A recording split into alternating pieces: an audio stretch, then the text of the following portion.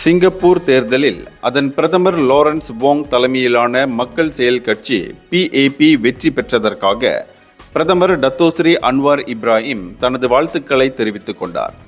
வெற்றி பெற்றதற்கு வாழ்த்துகிறேன் என்று அவர் பிரதமர் லாரன்ஸுக்கு தனது முகநூல் பதிவில் குறிப்பிட்டுள்ளார். புதிய தவணைக்காக லாரன்ஸ் வோங் குழுவினரின் தலைமைத்துவ கடமை தொடரட்டும் என்றும் அன்வார் வாழ்த்துச் செய்தியில் கூறினார்.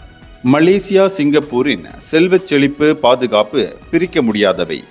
பூகோள ரீதியாக இந்த இரண்டு நாடுகளுக்கும் இடையே வலுவான உறவுகள் உள்ளன. எதிர்காலத்தை பார்க்கும்போது இரண்டு நாடுகளும் அனைத்து மட்டத்திலும் ஒத்துழைப்பை கொண்டிருக்கின்றன. உலகளவிலும் அனைத்துலக வர்த்தகத்திலும் பெரிய சவால்களை சந்திப்பதில் இது முக்கிய அடித்தளமாக அமைந்திருக்கிறது என்று அவர் தெரிவித்தார். சனிக்கிழமை நடைபெற்ற சிங்கப்பூர் பொது தேர்தலில் ஆளும் மக்கள் செயல் கட்சி 3/2 பெரும்பான்மையை தக்க வைத்துக் கொள்வதில் வெற்றி கண்டது. 97 நாடாளுமன்ற தொகுதிகளுள் 87 தொகுதிகளை மக்கள் செயல் கட்சி கைப்பற்றியது.